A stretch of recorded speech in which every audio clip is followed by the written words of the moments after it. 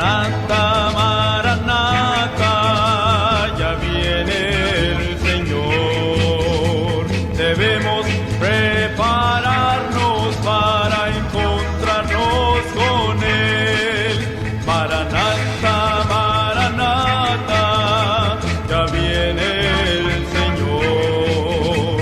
Debemos prepararnos para encontrarnos con Él.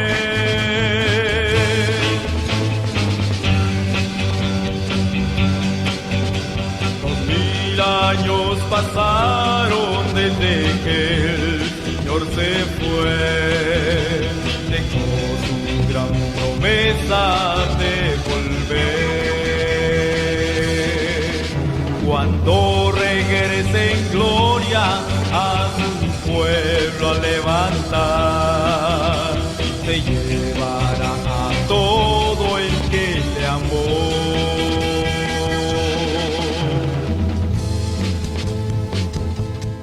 Dios les bendiga, hermanos, en esta mañana. Les damos una cordial bienvenida a cada uno de ustedes por estar, hermanos, acompañándonos el día de hoy. Hermanos, el día de hoy tenemos un programa especial que es, hermano, una introducción a nuestro nuevo expositor, que es Fidelidad a toda prueba. Para ello, hermanos, tenemos unos invitados especiales, quien es nuestro presbítero Gabriel Aldabazo, es pastor de Iglesia del Triunfo de la Cruz. También tenemos al presbítero Gerardo Pozas, pastor también de Casa del Rey. Amén, hermanos. Para ello, hermanos, vamos a estar orando antes de dejar el lugar a nuestros hermanos. Amén. Señor, en esta mañana, Padre, te damos gracias por la oportunidad, Señor, que nos has dado el día de hoy de abrir nuestros ojos. Señor, dice tu palabra que nuevas son tus misericordias, Padre, cada mañana. El día de hoy, Señor, vamos a escuchar tu palabra. Que esta palabra, Señor, caiga, Señor, en buena tierra, Padre, y podamos ponerla por obra. Dios maravilloso, te pido por cada uno de mis hermanos, quien también, Señor, va a estar escuchando tu palabra, que sea de bendición para cada uno de ellos. Gracias, Señor Jesús. Amén. Así, hermanos, dejo el lugar a nuestros invitados especiales. Que el Señor les bendiga.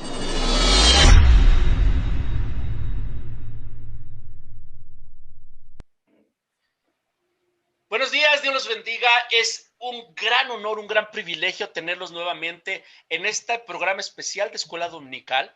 Es la última sección de este semestre. No se ha acabado la Escuela Dominical, gloria a Dios por eso. Bueno, a menos que Cristo venga terminándose esta clase, y la próxima clase la tenemos en el cielo. Espero que sea Pablo el que dé la clase, pero mejor que sea Jesús. Bueno, damos gracias a los hermanos que nos han dado la bienvenida ya y han orado por esta clase, y queremos recordarles, es programa especial de este semestre. Estuvimos estudiando la iglesia ante una crisis global. 26 lecciones tremendas, muy a tiempo. Parecería, hermano, que porque tú sabes que se lleva tiempo preparar un plan de estudio, un material, y parecería que se preparó el material y luego se planeó la crisis, pero no. Lo que pasa es que el Espíritu Santo está en el control del asunto, y Él sabe lo que necesita su pueblo, Él sabe lo que necesita la iglesia, y estas 26 lecciones nos han traído mucho alimento, mucho que hablar, y hoy tenemos invitados a esta sección o a este programa especial a dos de los escritores. Fueron bastante los escritores que estuvieron preparando el material que estuvimos estudiando. El día de hoy tenemos a dos de los escritores. Voy a invitarlos a que entren a escena, pero te ruego que estés al pendiente, porque esta es la primera sección de varias que vamos a tener, y vamos a empezar a abordar ya. Después de que ellos se presenten, vamos a abordar la primera de las secciones. Así que con nosotros está nuestros pastores Gerardo Pozas y Gabriel Aldabazo. El pastor Gabriel ya nos había acompañado en la mesa de análisis del semestre anterior, así que le voy a dar la oportunidad que sea nuestro pastor Pozas, pastor de Casa del Rey, y que él se presente mejor. ¿Qué les parece? Que él se presente, y de paso que les dé ese primer comentario. ¿Por qué es tan pertinente hablar ahorita de la crisis global y la participación de la iglesia, o qué es lo que debería hacer la iglesia en medio de esta crisis que todavía no termina. Pastor Posas, bienvenido, Dios te bendiga, gracias. Sí, Dios les bendiga, hermanos, y Dios bendiga aquí a mis compañeros, al pastor Gabriel y a Aarón, líder ahí del Sembrador, colaborador con el hermano Javier. Saludamos al hermano Javier, a la hermana Nachita. Gracias por invitarnos, por tener esta atención con nosotros, invitarnos a participar. Pues nosotros hemos sido llamados para predicar y para enseñar, así que toda oportunidad que nos invitan, pues procuramos siempre estar listos para ello.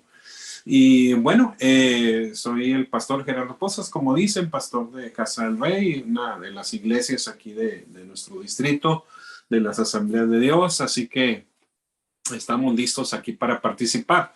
Y sí, creo que este tema, desde que nos invitaron a escribir sobre este tema, a mí me pareció muy pertinente la temática, y poder analizar cuál es la participación de la iglesia en medio de una crisis global.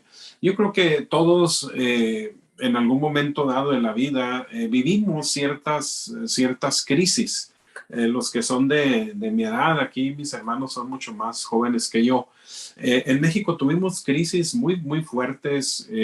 Yo recuerdo la de los 70s, cuando había los fines de sexenio, el primer sexenio. Recuerdo el fin del sexenio de Luis Echeverría, donde el dólar se fue al doble, y luego vino López Portillo y el dólar se devaluó no sé cuántas veces, ¿verdad? Pero recuerdo que en los centros comerciales grandes cerraban para estar reetiquetando casi todos los días, porque la mercancía venía a Estados Unidos. Yo recuerdo en esos años no había pastas dentales, porque la crisis precisamente era terrible, la inflación fue gravísima. Y vivimos ese tipo de situaciones, pero fueron locales, ¿verdad? O del país, de alguna manera. A algunos les tocó vivir el efecto tequila famoso, que le llamaron a la crisis por ahí creo que fue del 94, las devaluaciones, en los trabajos, muchas fuentes de trabajo se cerraron, y vimos cómo el pueblo de Dios, aunque la gasolina subía, el pueblo de Dios seguía teniendo provisión, ¿verdad? Y confiábamos en Dios y Dios nos respaldaba, y vivimos ese tipo de situaciones. Pero una crisis como esta a nivel mundial, ¿verdad? Nunca la habíamos vivido. Y pues creo que es muy pertinente este tema, el poder ver cómo la iglesia tiene que enfrentar esta situación. Y también yo creo que esta crisis ha venido a probar a la iglesia si realmente, ¿verdad?, estaba firme o no estaba firme. Y creo que en muchas áreas nos ha descubierto, ¿verdad?, esta crisis. Entonces es lo primero que yo comentaría. Muchas gracias, pastor. Muchas gracias. Y bueno, le paso el micrófono ahora al pastor Gabriel Andavazo para que se presente y nos dé su comentario. ¿Por qué tan importante es hablar respecto de la papel de la iglesia en la crisis global que estamos viviendo? Adelante, pastor. Gracias, Aarón, y saludo también al pastor Gerardo Posas. Un placer, ¿verdad?, poder compartir con ustedes. También, gracias. Igual me uno al agradecimiento para los pastores, para los hermanos González, ¿verdad?, por esta, pues, confianza de permitirnos compartir con ustedes pues, estos temas, ¿no?, de poder, pues, no dar una clase, porque ya ustedes la han tenido durante mucho tiempo, pero sí es un placer poder colaborar en esta parte. Y también los felicito por la idea, ¿verdad?, de hacer esta especie de conclusión de lo que ha sido este tema. Me parece que estoy totalmente de acuerdo con el pastor Posas en la idea de cómo hemos pasado diferentes crisis. Yo estaba muy chiquito, ¿no?, no tan chiquito, pero sí recuerdo esas devaluaciones tan terribles. Me parece que fue en ese periodo, hermano Gerardo, cuando se crearon los nuevos pesos, ¿verdad? Porque recuerdo que uno hablaba de cuánto te cuesta una pieza de pan. Me cuesta 5,000 pesos, ¿no? O no sé, estoy hablando, pero se hablaba de miles de pesos. El camión cobraba 20,000 pesos y era una exageración aquello ante aquella devaluación. Luego ya hicieron los nuevos pesos y resultó como que mentalmente estábamos convencidos, ahora todo está muy barato. En realidad era una crisis terrible, pero era local, no era nacional. Y ahora estamos enfrentando una crisis, como el título de este libro es global. Prácticamente no hay rincón en el mundo que no esté siendo afectado. Bueno, algunos dicen que ciertas comunidades en los pueblos indígenas especialmente, que no tienen mucho contacto con ciudades grandes, no han enfrentado este tipo de conflictos, pero de alguna manera les afecta, ¿verdad? Porque afecta la economía, afecta las ciudades grandes, afecta, es mundial. Estaba viendo hace unos días lo terrible que es que esto está afectando en la India, por ejemplo. Tengo un compañero de clase que es de Nepal y en algún momento mientras estábamos tomando clase oramos porque cientos y cientos de cuerpos quemados en una especie de plaza pública, cientos de hogueras. Estaba compartiendo con nosotros, Ananta se llama, cómo es que el río estaba contaminado en la India con cientos y cientos de cuerpos de personas en esa situación. ¡Qué tremendo! Y la economía, la sociedad, pero lo más, yo digo, difícil son las afectaciones que a nivel global esta crisis ha tenido. Me parece muy pertinente tratar este tema. Ojalá que todos los que han tenido la oportunidad de leer el libro y de compartir con otros, de tomar la clase, de dar la clase, no solamente en esta congregación, pero en todas las demás iglesias en el país, que podamos tomar conciencia de lo que esto ha significado para todos, ¿verdad? Porque estaba leyendo hace unos días de cómo es que la iglesia ha sido afectada espiritualmente. Incluso esta pandemia, que es una cuestión de salud pública, se puede ver ahora, y los que estamos en el ministerio, yo creo que estaríamos de acuerdo, en las afectaciones, que ha sido también una crisis global espiritual, ¿verdad? No pienso que nos ha afectado solo en esta área del país. Hablamos con gente de otros lados y nos damos cuenta cómo es que está afectando a nivel mundial. Y como iglesia, nuestras afectaciones tienen que ver con la vida espiritual. Muy bien. Muchas gracias, Pastor Andavazo, por tu comentario. Gracias a los dos pastores por esta visita que nos hacen virtualmente, pero espiritualmente yo sé que hay esa cercanía. Y bueno, coincidimos en que en este tiempo, hermanos, como que la iglesia le hizo muy presente todo lo que la Biblia habla de los últimos tiempos, ¿verdad? Y algunos dijeron, ya va a empezar el Armagedón, y ya va a empezar el Apocalipsis, y muchos aprovecharon, porque el Señor Jesús dijo que muchos iban a venir diciendo, mira, ahí está el Cristo, mira, ya está, ve. Y muchos aprovecharon para decir, yo soy el Cristo. Qué terrible, ¿verdad? La iglesia en medio de una crisis global, económica, poblacional, cultural y espiritual. No se vayan del programa, no se vayan, por favor, porque vamos a avanzar con 6 temas. Y el siguiente tema que vamos a estar hablando en la próxima sección es ¿por qué Dios permite el mal en el mundo? Es algo que muchos han preguntado, sobre todo como cuando hemos tenido pérdida de seres amados. ¿Pero por qué se tenía que morir si yo lo amaba, si era tan bueno? ¿Y por qué pasa esto si Dios es bueno? No te vayas. Próxima sección es lo que vamos a hablar. Nos vemos ahorita. Bebes vino para olvidar y tú piensas que lo lograrás. Mira bien lo que has hecho de ti. deja ya y busca una solución.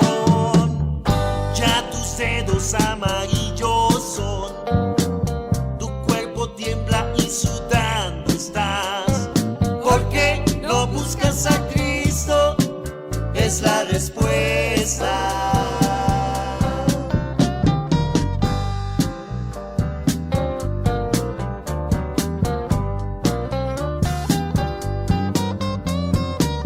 Recuerda bien que cuando en tu niñez eras vivo y lleno de ambición, dijiste que el futuro iría mejor, pero ves que todo eso acabó. Hoy que puedes ver la realidad y no sabes qué será de ti. ¿Por qué no buscas a Cristo? Es la respuesta. ¿Por qué no buscas a Cristo? Es la respuesta. Estás aquí y vas allá y no sabes dónde acabarás. Dijiste que serías... Gracias por no haberte ido de esta transmisión. Creo que Dios nos va a bendecir a todos. Mira, qué difícil es ver que entra en crisis la economía de los países, de las ciudades, porque lo vemos en nuestras familias. Ahora que estamos en esta pandemia, no sé si estamos a la mitad, no sé si estamos al final. Sabemos lo que nos han dicho, que se tiene que buscar lo que le llaman la inmunidad de rebaño, es decir, que la mayoría de la sociedad esté inmune para que esto se pueda superar. Pero esta pandemia nos ha traído mucho el análisis de múltiples temas, como decía al terminar la sección anterior, el tema económico, el tema social, el tema cultural, el relajamiento de los valores. Mira, tantos llamados influencers. Yo no sé si realmente influyen en alguien, pero de que se hacen, les llaman virales en las redes sociales, sí se hacen virales. Y tristemente muchas veces no es por la mejor de las razones. Tristemente no lo es. Entonces, usualmente una persona se hace viral porque hace algo malo. O una noticia mala es la que corre más rápido. O un efecto negativo es lo que más impacta a la familia, a la sociedad. ¿Por qué Dios permite la maldad en el mundo? Y este es el tema que vamos a analizar en esta sección. Así que, pastores, ustedes son la autoridad. ¿Quién quiere empezar primero? Pues, sí, bueno, creo que este tema está hoy, pues, en los comentarios de la gente, ahora con la pandemia. En este tiempo, pues yo perdí que tres primos, murieron 3 primos hermanos que viven aquí en Ciudad Juárez, un sobrino, un tío, o sea, gente muy cercana, y realmente creo que si eso es en mi entorno, y muchos conocidos, muchas personas que conocemos, tanto pastores, este tema ha estado mucho en boca de la gente porque muchos se sorprendieron mucho de decir, oiga, se murió el pastor fulano de tal. Y regularmente, en algunos casos, ¿verdad? Y sí tenemos que ser cuidadosos en este sentido, porque algunos pastores, no en la mayoría de los casos, algunos de ellos no creían que este virus podía enfermarlos. Hubo muchos casos en ese sentido. No en todos, pero sí hubo muchos casos. Y esto nos lleva precisamente a pensar, número uno, yo creo que el mal se introdujo, la enfermedad vino precisamente con el pecado. Y es algo, ¿verdad?, que está dentro de la sociedad y dentro de la naturaleza humana. Y hay enfermedades que se desarrollan, ¿verdad?, precisamente algunas tienen que ver con el asunto genético de la gente, por eso los doctores preguntan cuando lo consultan su historial, ¿verdad? De su familia, y dice, bueno, si usted tuvo padres diabéticos, es muy probable que usted le va a dar diabetes, si tuvieron cáncer, es muy probable que también esto llegue a usted. Y ahí entra una parte en la cual nosotros tenemos que entender que hay una parte que nosotros tenemos que hacer para evitar que sucedan cosas malas, por ejemplo, en el ámbito de la enfermedad. Y hay otra que es inevitable, ¿verdad? Ya por la genética que nosotros traemos. Si nosotros nos cuidamos de ciertas cosas que nos recomiendan, seguramente pues vamos a vivir más tiempo. Y hay cosas en las que Dios no interviene directamente, sino hay cosas que nosotros a veces provocamos. Y, por ejemplo, ¿verdad? Si vamos a toda velocidad en un automóvil y vamos rompiendo los límites de velocidad, pues es muy probable que tengamos un accidente y muramos. Y tal vez el propósito de Dios no era que yo muriera en ese accidente, sino que yo lo provoqué. Y lo que sucede hoy en el mundo, ¿verdad? Por ejemplo, esta enfermedad, algunos dicen, no, pues es que fue creada en un laboratorio, otros dicen, no, es que fue creada por un descuido, ¿verdad? En el asunto de la salud. Y hay otra situación, ¿verdad? Por ejemplo, el caso de Job, que ahí es directamente el enemigo el que viene a tocar la salud de Job. Entonces son varias cosas las que tenemos que ver.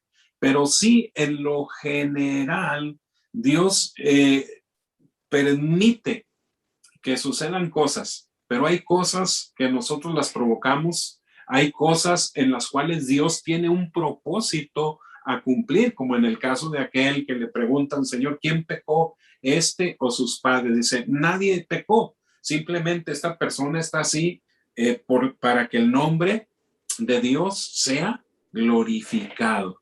Y en medio de toda esta situación que vemos ahora de la enfermedad, en medio del sufrimiento que se da, Dios lo permite porque Él siempre tiene un propósito. Ahora, nosotros tenemos que entender este tema porque precisamente esta teología que está dentro de la iglesia en general, ¿verdad? Esta teología del bienestar, esta teología de la prosperidad, nosotros tenemos que entender que Dios muchas veces va a permitir ciertas cosas, pero que nosotros tenemos que darnos cuenta que nuestra real realización está en el cielo. Pablo decía, a ver, si vivo o si muero, ¿verdad? Yo soy de Cristo. Allá está mi objetivo. Si esta pandemia a mí me hubiera llevado, sí, pues tengo temor, no tanto a la muerte, sino al proceso que yo desconozco, ¿verdad? De la muerte, sí temo morir, pero por otro lado, ¿verdad? Estoy seguro a dónde voy. Entonces, si en esta pandemia a mí en lo personal me hubiera tocado morir, bueno, yo sé que voy a estar en victoria porque estoy con el Señor.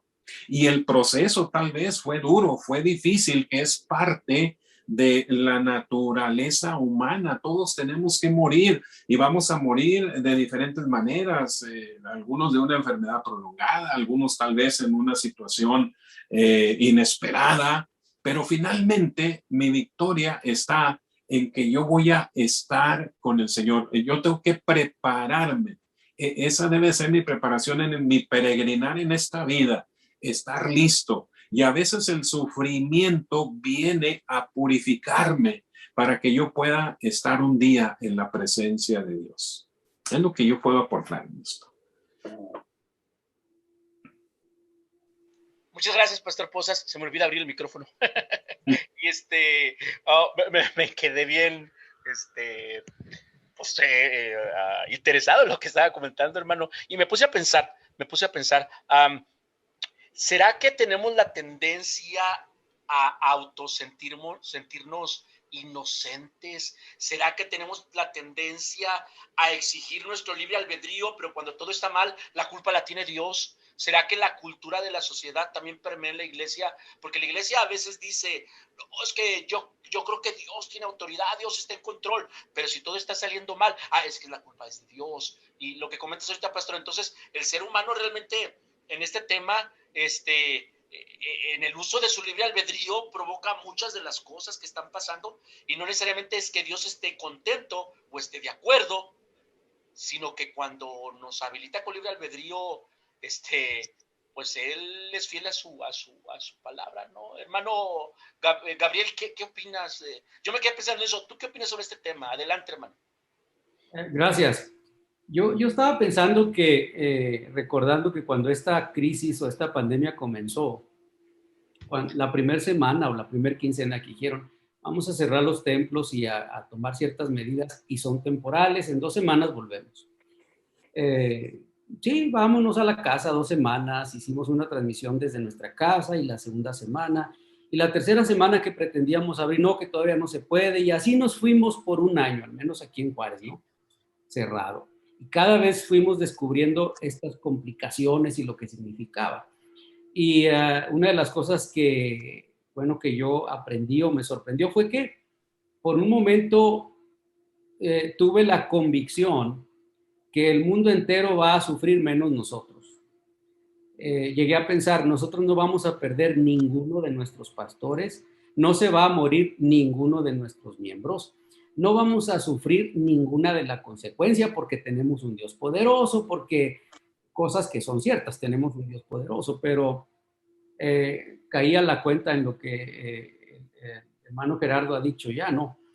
Y reflexioné en una condición de salud que yo tengo. Yo tomo pastillas para la presión, soy hipertenso. Y en algún momento pensé, bueno, esto no es una cuestión de fe. Yo podría hacer una declaración de fe y decir, no vuelvo a tomar una pastilla para la hipertensión, y yo declaro, ¿verdad?, que hay sanidad y etcétera, etcétera. Pero es posible. No estoy negando que el Señor me puede sanar, pero posiblemente voy a morir mucho más pronto.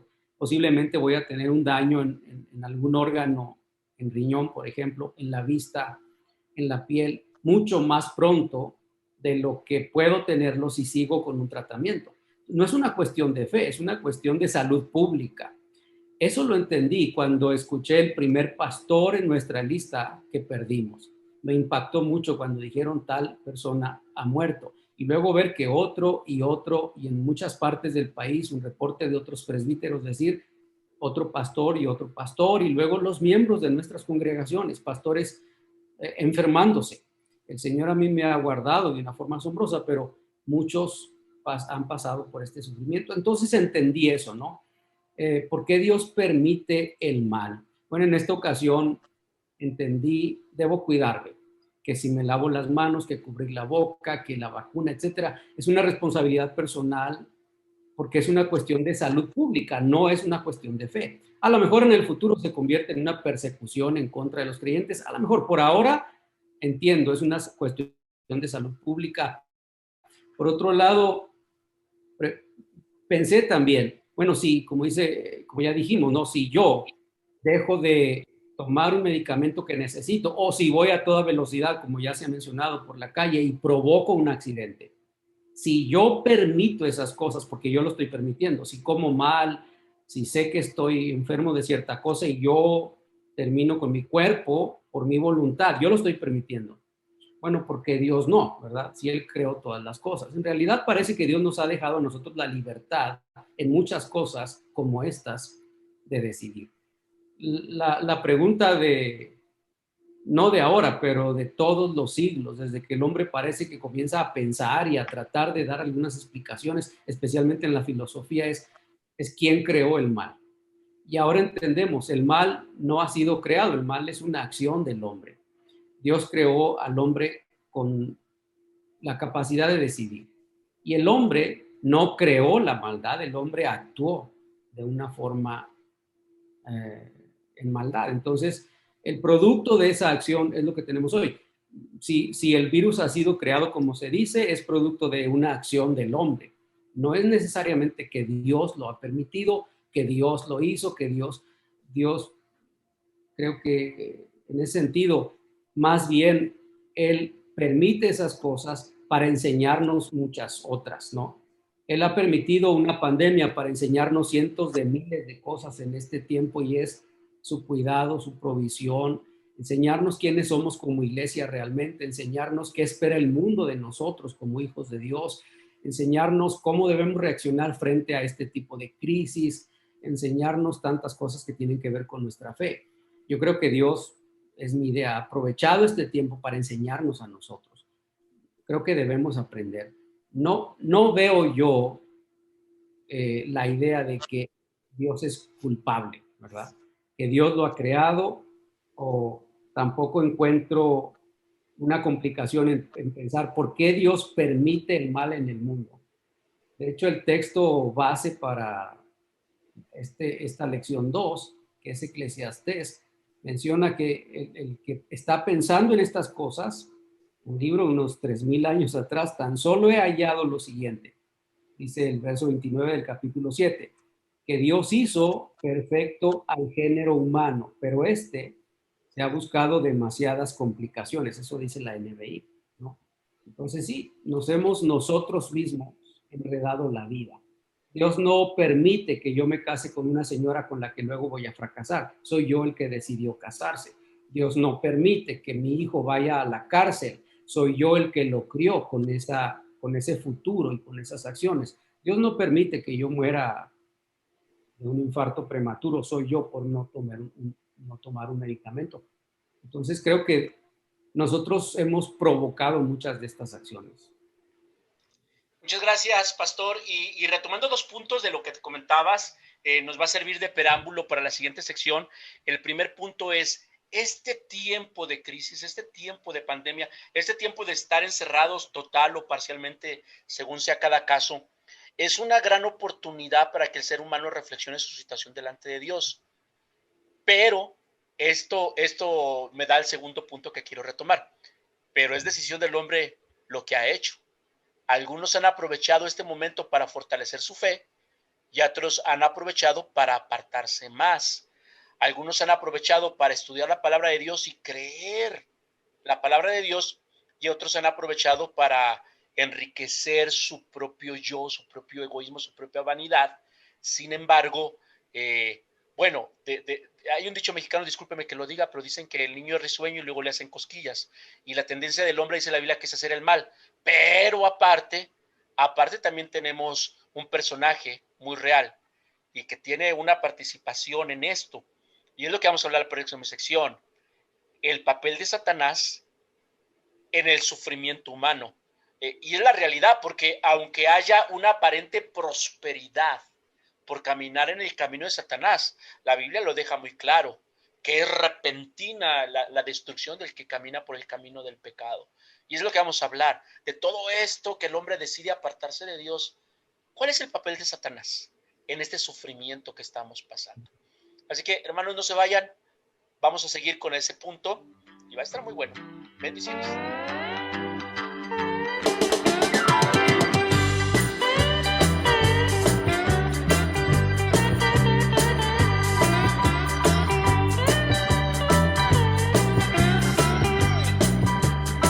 El diablo está enojado, hay una razón. El diablo está enojado, hay una razón. El diablo está enojado, hay una razón. Cristo vive en mi corazón. Mis pecados son perdonados. Me dicen aleluya. Aleluya soy. Sí, me dicen aleluya. Aleluya soy. Me dicen aleluya, aleluya soy. Cristo vive en mi corazón. Mis pecados son perdonados. Yeah.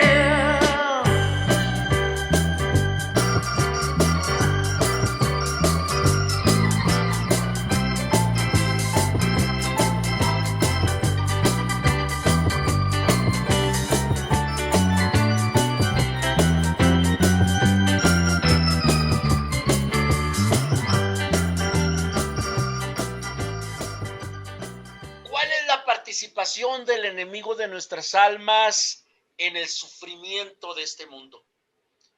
¿Hasta dónde puede tener injerencia? ¿Hasta dónde puede tener participación? ¿Puede o qué tanto puede afectar al creyente, al seguidor de Jesús? ¿Qué tanto no lo puede afectar? ¿Qué tanto está influenciando este mundo? Porque en este tiempo que nos toca vivir, hay personas que se van a los extremos, hay personas que dicen Satanás no existe, el malo o el bueno es uno, es más, también dicen Dios no existe, el malo o el bueno es uno, y hay otros que dicen, no, es que es Satanás y necesito ayuda porque inclusive había por ahí una anécdota de unos muchachos que aprendieron a hacer guerra espiritual y lanzaban granadas espirituales literalmente. Esto que te platico es una anécdota real, pero ¿cuál es realmente el papel de Satanás en esto que estamos sufriendo? Bueno, para eso están nuestros invitados especiales del día de hoy, así que, hermanos, la palabra la tienen ustedes. Dice la Biblia que Satanás vino a robar, vino a matar y vino a destruir. Ese es el papel, pero ese mismo texto dice, pero que el Señor ha venido para que tengan vida y la tengan en abundancia. Entonces vemos las dos partes ahí. Lo que Satanás, ¿cuál es su papel? Robar, matar, destruir. Y la otra parte, ¿verdad? Dios. Él vino para que tengamos vida y la tengamos en forma abundante. Y ahí es donde nosotros tenemos que darnos cuenta que es una decisión del hombre. Es una elección del hombre, y esto lo vemos desde el principio de la creación. Cuando Eva empieza a tener estos diálogos con Satanás y Satanás la engaña y ella come del fruto prohibido y le da a su esposo, y ahí en ese momento ella es la que da la entrada, el hombre es el que le da la entrada a Satanás para que él tenga esa influencia en él. Y esto pues desencadena una serie de eventos trágicos, ¿verdad? Porque vemos ya después que Caín mata a Abel, aparece el asesinato y son expulsados del huerto, y ya empieza ahí el sufrimiento, porque en ese tiempo en el huerto se dice que un vapor regaba las plantas, la tierra producía sola, el hombre iba y cortaba frutos y se alimentaba, el clima, creemos que era un clima perfecto, había armonía incluso con los animales, pero cuando el hombre le da entrada a Satanás, se desencadenan los eventos trágicos en la vida del hombre, a tal grado que el Señor le dice al hombre, ahora dice, tendrás que trabajar la tierra y vas a comer ahora con el sudor de tu frente. Ese no era el plan original de Dios, y esto, comer con el sudor de su frente, pues nos habla de esfuerzo, nos habla de trabajo y nos habla de sufrimiento. Y ese es el papel, ¿verdad?, de Satanás. Y esto ha desencadenado toda una serie de eventos en la vida del hombre que lo vemos repetirse continuamente. Y hoy, ¿verdad?, pues nosotros lo vemos, Satanás sí tiene este propósito de destrucción, pero él necesita al hombre para que esto se desencadene.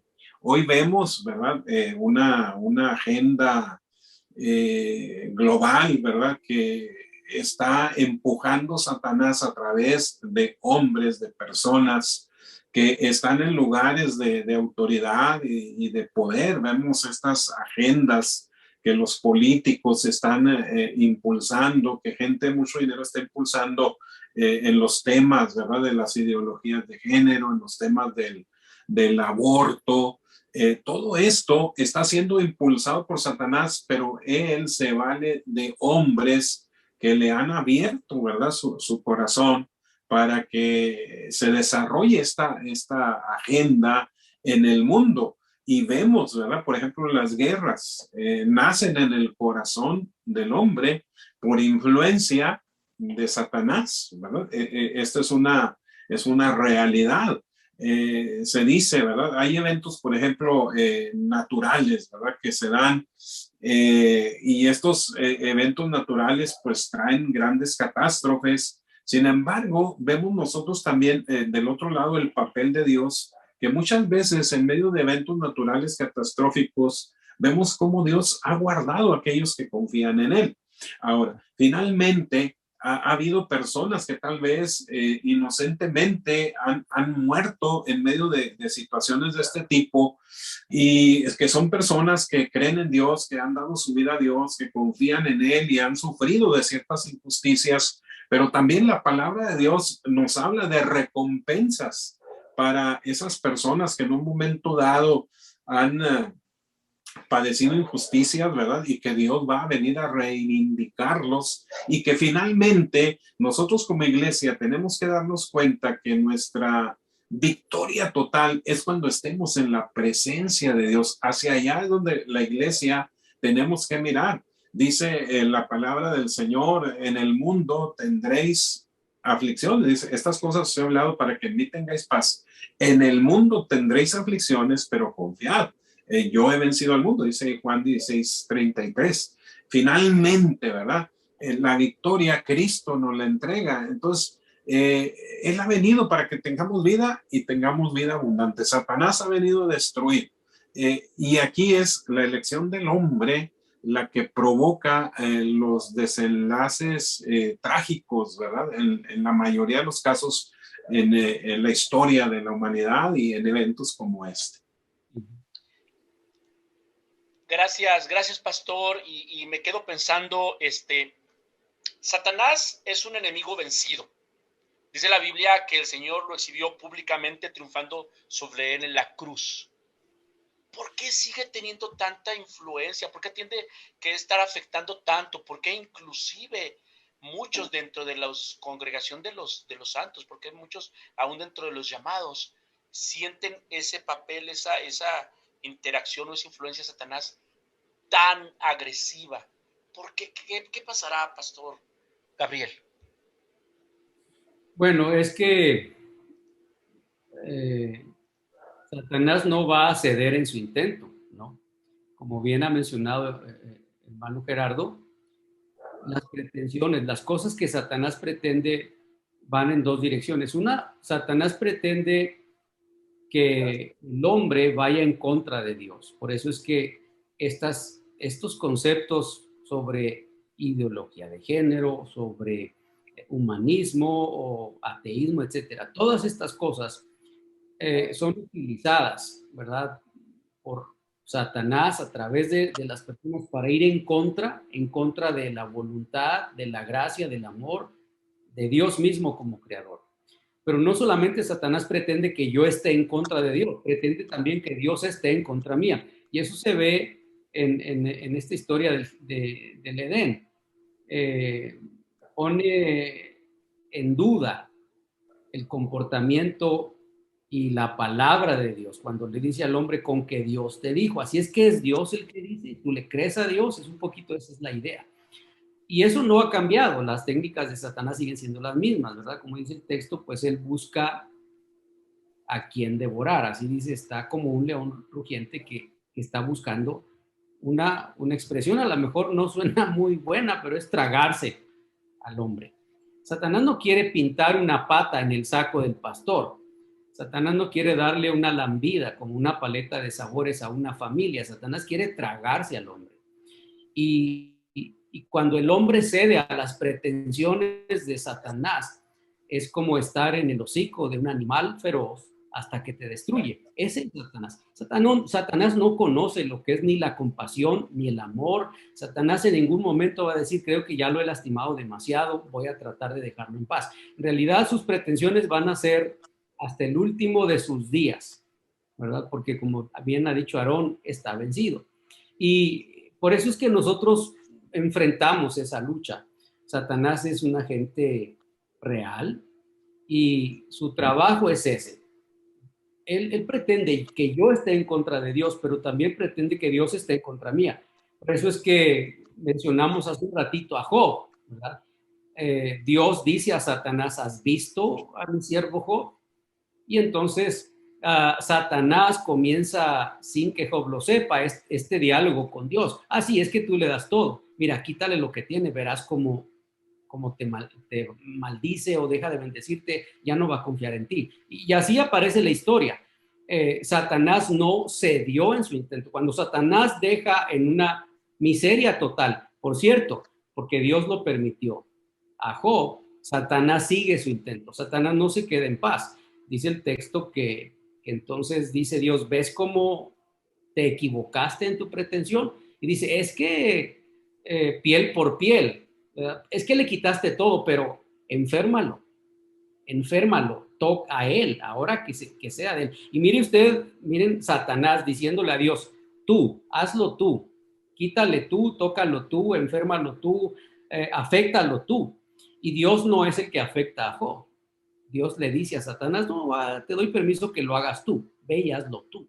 Entonces cae en esta sarna maligna que tanto debió haber sufrido.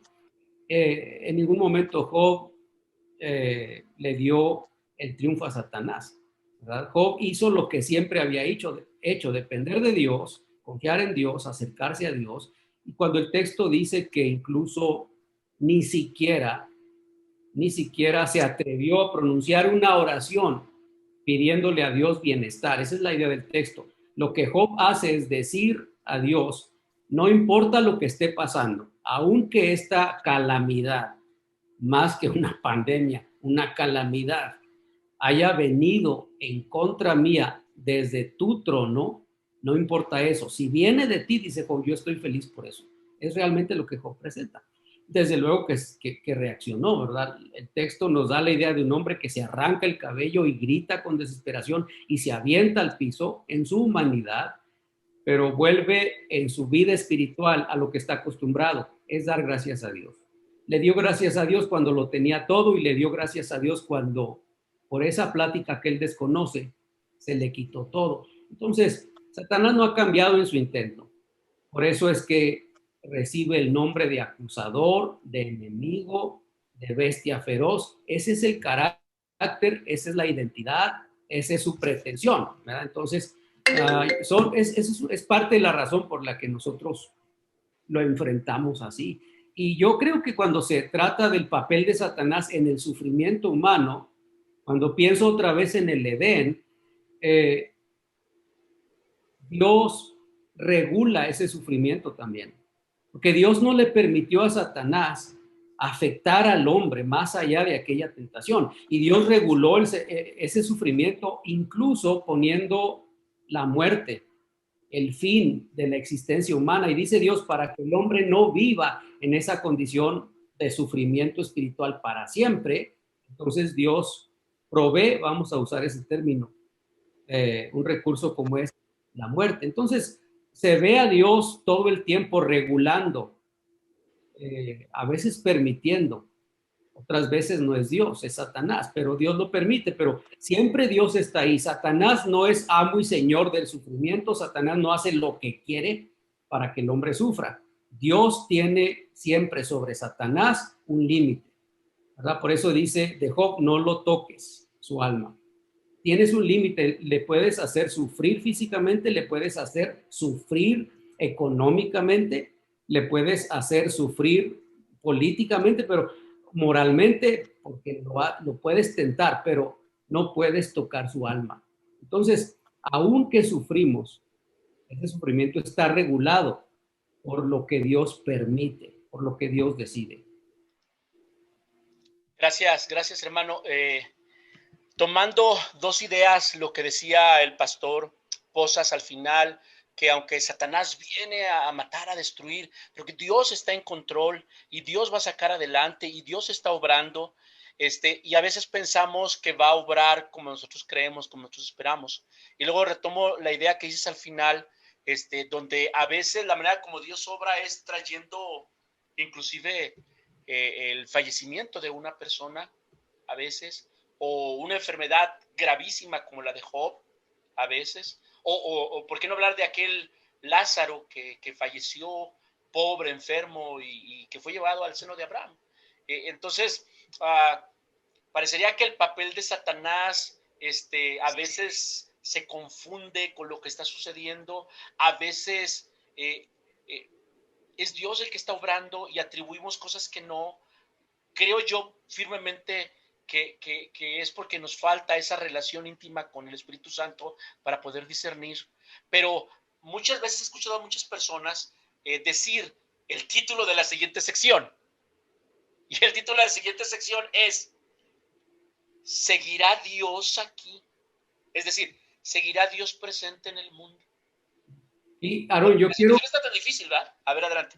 Yo quiero añadir, ¿verdad? Justo para ir a la otra discusión, pero añadir que no hay razón para pretender que por ser hijos de Dios no vamos a sufrir. No hay razón para eso. Los seres humanos sufrimos. Sencillamente sufrimos. Porque como dije en la otra sección, ¿no? Yo dije, ninguno de los nuestros va a perecer, nadie va a morir. Nosotros no vamos a sufrir nada porque tenemos un Dios poderoso.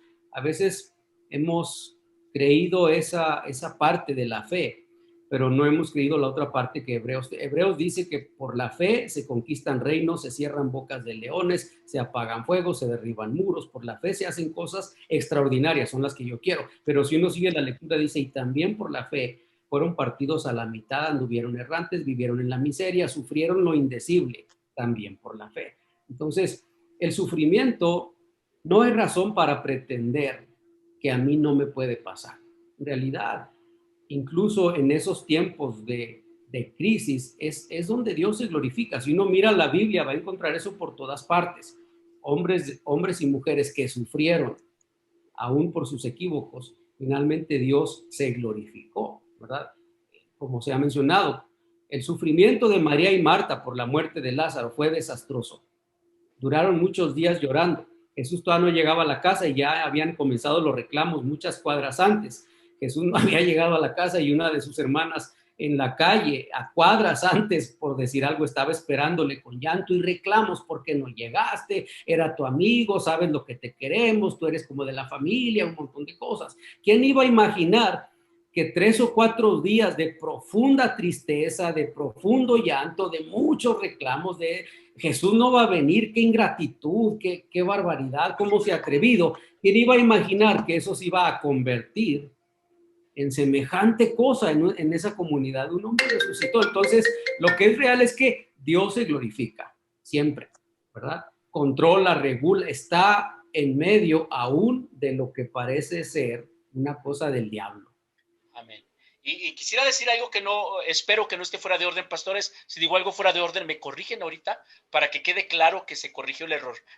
Pero yo pienso, ahorita estamos leyendo lo que dices, ya vamos a la otra sección, pero estamos escuchando lo que dices del reclamo que le hicieron a Jesús, de que si él seguía actuando, lo que dice la lección, Jesús, no estabas presente. Y la siguiente sección es: Dios, ¿estarás presente? Y yo me pongo a pensar, dice la Biblia que un día todos los libros van a ser abiertos y que ahí estaban escritas todas las cosas que hicimos y que se abrió el libro de la vida y bueno, ya el Apocalipsis. Pero yo me pongo a pensar en la eternidad, cuando estemos con el Señor. Pienso que va a haber tiempo para muchas cosas. ¿Qué vamos a pensar cuando se lea en los libros?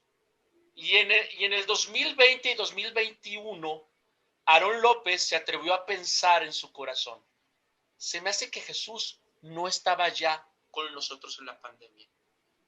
Digo mi nombre para no afectar terceros, pero porque muchos piensan eso. Muchos piensan, es que no debimos haber enfermado, no debimos haber sufrido. Se me hace que Dios ya no está aquí. Vamos a la siguiente sección.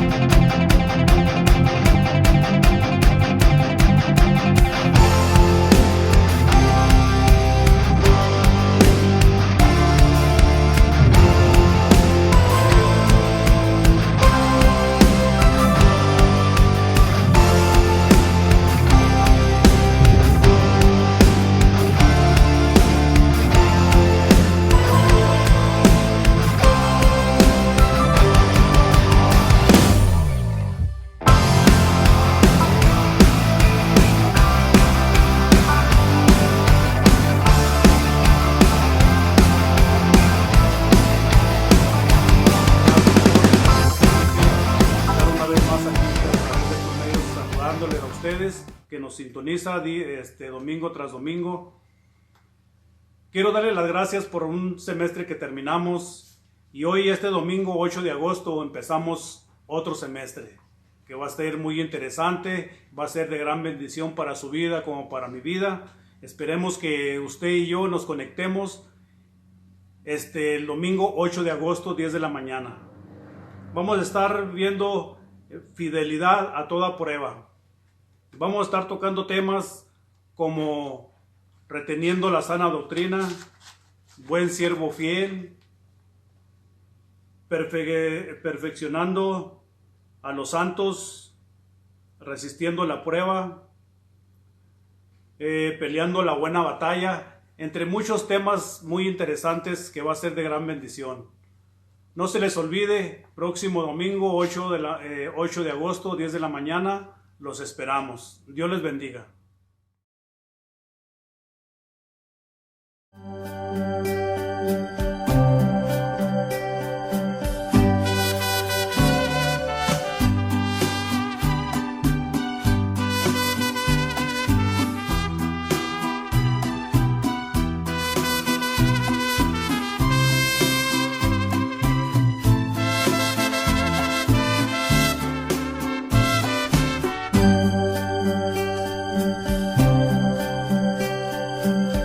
Somos el pueblo de Dios,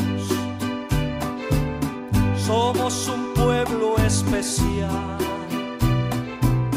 llamados para anunciar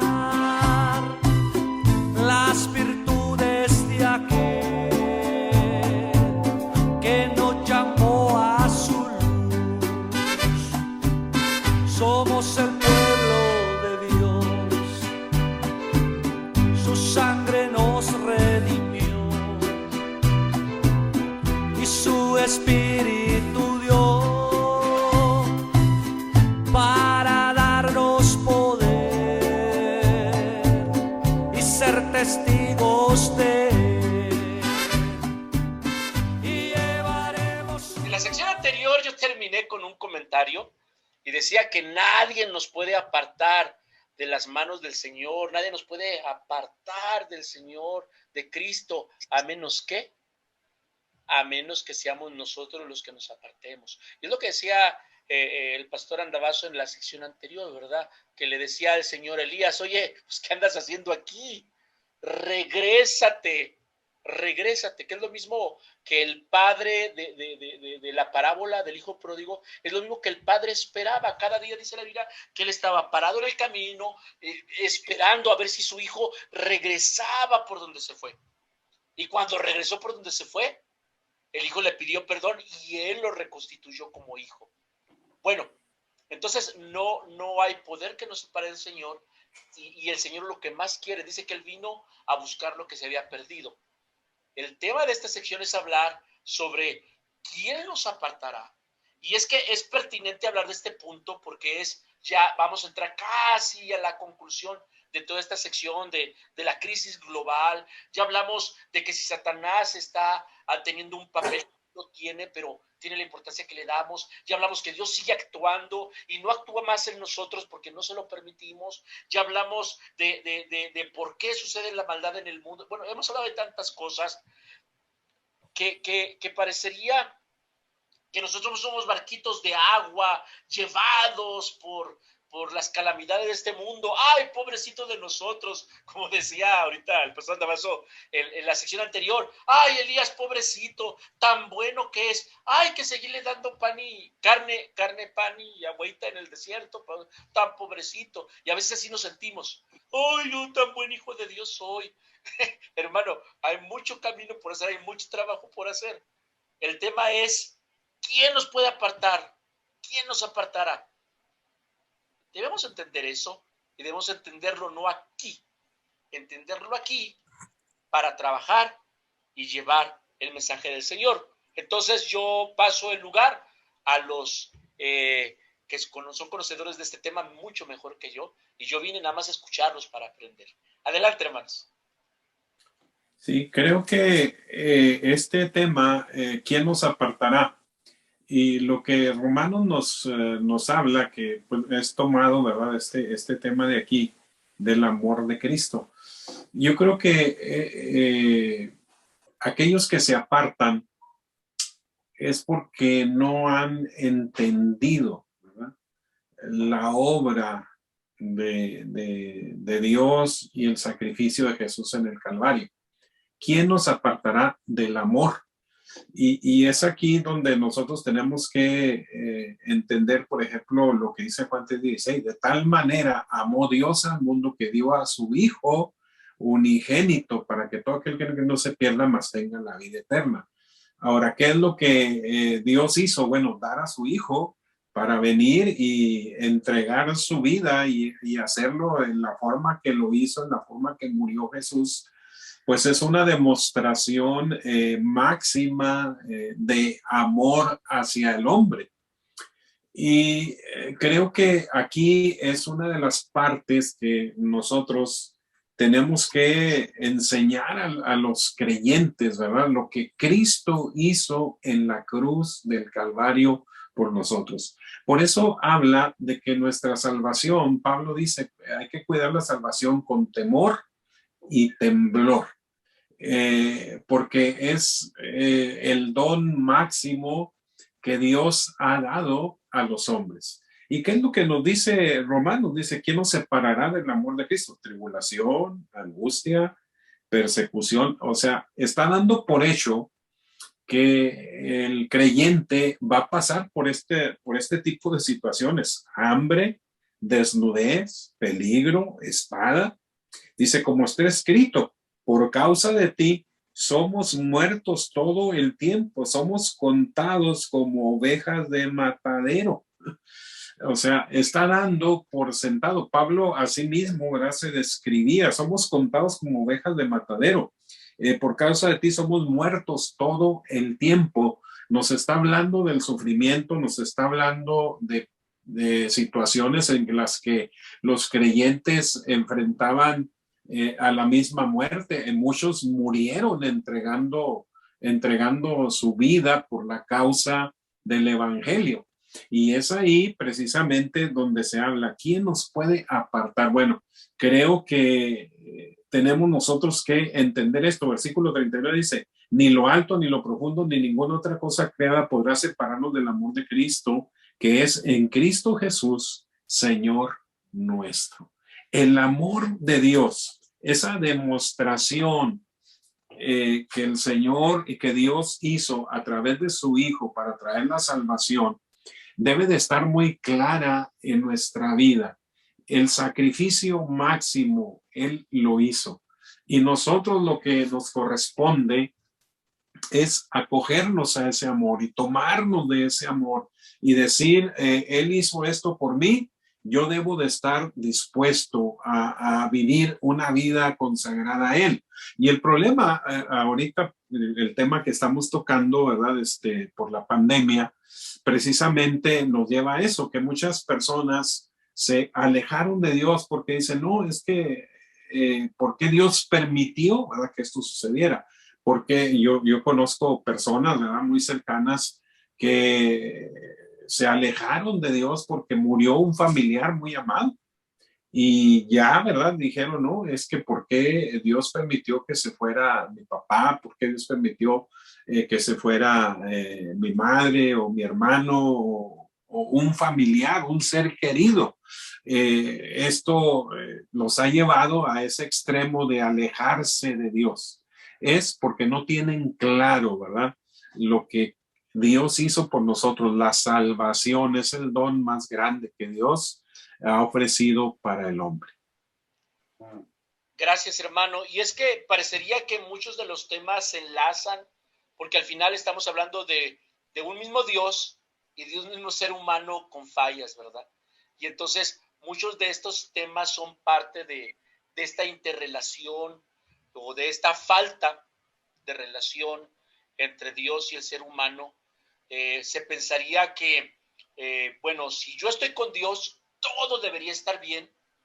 Entonces, pues si no está bien, entonces, pues algo debe estar mal. Yo no estoy mal, Entonces, ¿qué está mal es Dios? ¿O está mal lo que me enseñaron? Es la forma de pensar del ser humano, de la sociedad. Y es que se ha enseñado ese Dios, ¿no?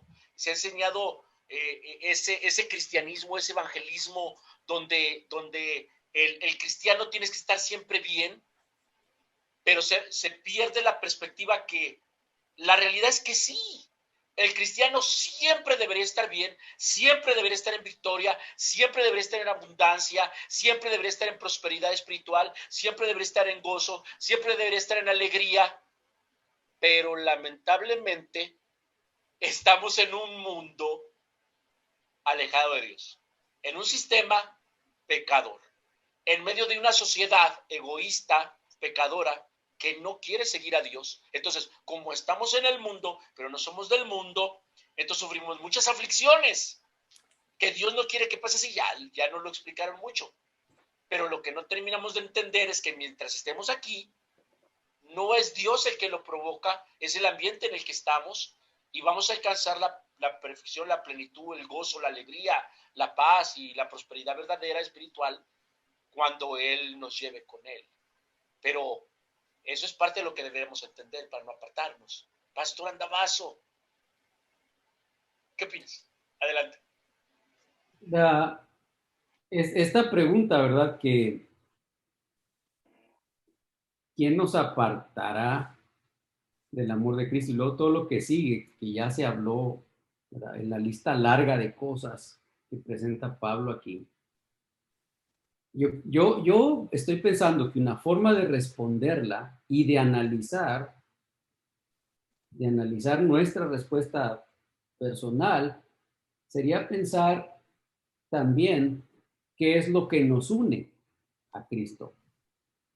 Porque ¿qué me separa de Cristo? Está dada en un sentido positivo a pesar de todas las cosas presentadas en el texto. Porque Pablo está dando la idea, no hay nada que te aparte de Cristo, nada.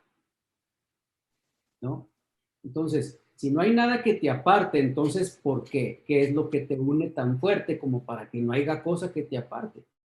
Tiene que haber algo que te una de tal forma que no sea posible separarte. Porque si no, entonces no tiene sentido mi pensamiento.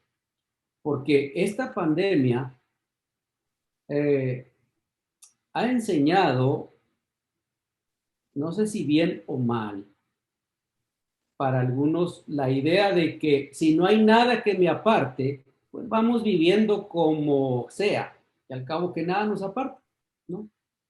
Yo pensaba que yo no me apartaba o no hay nada que me aparte porque todos los domingos voy, porque diezmo, porque estoy, porque sirvo, porque oro, pero en un año, al menos en nuestra comunidad, como hemos mencionado, no pudimos reunirnos. Los que fueron inicialmente con mucho temor, temblando, casi no nos atrevíamos ni a voltearnos a ver porque pensábamos que el virus andaba allí nada más a ver a quién pescaba descuidado para metérsele. Hubo una cantidad de cosas alrededor de nosotros. Nos acostumbramos a la iglesia en casa, que de iglesia no tiene nada, eso no existe. No hay iglesia si no hay comunión. No se puede ser iglesia sin comunión. Eso no existe.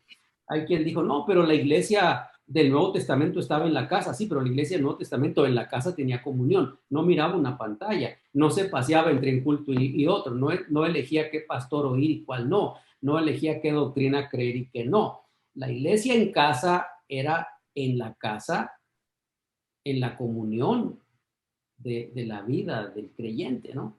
Entonces, hoy se puede tener iglesia en casa mientras usted se está bañando o está haciendo cualquier otra cosa, inmunda incluso, usted puede estar oyendo un sermón. Eso no es iglesia, no hay tal cosa, no hay que engañarse. Entonces, descubrimos que, o pensamos, tenemos gente pensando, ¿ves cómo no hay nada que me aparte del amor? Yo estoy unido porque no hay nada que me aparte.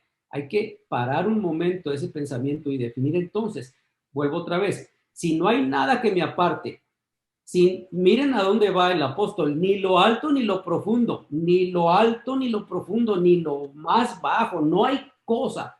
el demonio con todos sus millones de espíritus malignos en contra de mí no me pueden apartar. ¿Qué cosa tan fuerte me puede unir hacia Cristo para que no sea posible que me aparte? Pablo sienta la base de esa unión y de ese pensamiento en este capítulo 8, aunque está por toda la carta, pero especialmente el 8. Y la base de esa unión es esta. Miren ustedes, por ejemplo, lo que menciona el verso 5 del capítulo 8. Lo leo, este es NBI. Los que viven conforme a la naturaleza pecaminosa fijan la mente en los deseos de esa naturaleza. En cambio, los que viven conforme al Espíritu de Dios fijan la mente en los deseos del Espíritu. Y antes de Pablo preguntar qué me puede apartar del amor de Cristo, y antes de presentar cosas que a lo mejor nunca voy a experimentar, Pablo sienta primero la razón por la que esta unión es tan fuerte. Y esta unión tan fuerte no existe a menos que yo viva en el Espíritu. Si no vivo en el Espíritu, a mí me aparta del amor de Cristo cualquier cosa. El amor de Cristo no es por sí solo suficiente. Se necesita esta relación. Vivir en esa gracia. Pablo dice que hay que permanecer, dice, si permaneces firme en. Por toda la Biblia está la idea de permanecer en, estar en. Somos salvos en, ¿verdad? Entonces, el resto de la carta, el verso 9, si ustedes no viven según la naturaleza pecaminosa, ustedes no viven según esa naturaleza, sino que viven según el Espíritu. Y luego, si es que el Espíritu de Dios vive en ustedes. Si alguno no tiene el Espíritu de Cristo, no es de él. Luego el versículo 11, el Espíritu de aquel que levantó a Jesús de los muertos vive en ustedes, el mismo es que levantó a Cristo, el Espíritu Santo quiere decir, también dará vida a sus cuerpos mortales por medio de su Espíritu que vive. Entonces, Pablo aquí repite esta verdad, este vínculo tan profundo, imposible de romper, está en la vida, en la conexión, en la dependencia del Espíritu. Si es así mi relación con Dios, no hay cosa que me aparte del amor de Dios. Si no, cuidado, estoy en riesgo. Muchas gracias, pastor. Y mientras hablabas, me acordaba nuestros primeros días, nuestros primeros pasos como reclutas en formación de exploradores. No sé si recuerdas las clases de amarres, de construcciones. Y yo me acuerdo que hacíamos construcciones con troncos y con lazos y muchas vueltas de más y hasta le echábamos de más. Y luego venía el instructor y luego movía la construcción y ¡pum! Se caía la construcción. Entonces, era realmente todo. Sí. Y nomás hasta le soplaba y se caía sola la construcción. Se supone que era una construcción que iba a sostener cosas importantes, una torre, un puente, se caían solas. Entonces, teníamos los elementos, teníamos los troncos, teníamos el lazo, pero no teníamos la manera correcta. Entonces, ahorita por eso me estaba pensando que a lo mejor a veces tenemos el conocimiento, tenemos la información, tenemos inclusive las prácticas litúrgicas, las prácticas religiosas, pero si no estamos dentro de la voluntad directiva de Dios, no es un buen amarre, no hay una buena relación. Me acuerdo que un conferencista, porque fue una conferencia, no fue una predicación en aquel entonces, sí fue conferencia, no de los que ahora le cambian el nombre, no, esa vez sí fue una conferencia, y él decía, aquí el tema, muchachos, éramos jóvenes, decía, aquí el tema, muchachos, no se trata de una uncionzota, como ustedes le dicen, se trata de una relación. Si tienes una relación íntima con el Espíritu Santo, o si no la tienes. Entonces, la manera para que esa construcción no se cayera es que los lazos y los troncos estuvieran en la manera correcta. Entonces, la relación entre el ser humano y Cristo tiene que ser en la manera correcta, para que ahora sí, como nos explicaba el pastor Pozas, ahora sí, nada puede apartar. porque está en una relación correcta. Pero si la relación es incorrecta, cualquier viento de doctrina o ideología del mundo hace estragos. Gracias, hermanos. Bueno, ese es mi comentario. No sé si tienen algo que decir, pero aquí volvemos entonces a lo mismo, que el fundamento en todo no somos nosotros, nuestra ideología. No. El fundamento en todo es Cristo. Y de eso va a hablar la última sección de este programa especial, y es la suficiencia de Cristo. Porque Cristo es eterno, antes, ahora, después, y Él es suficiente para todo. No se vayan, por favor. Seguimos en esta transmisión especial. Dios los bendiga.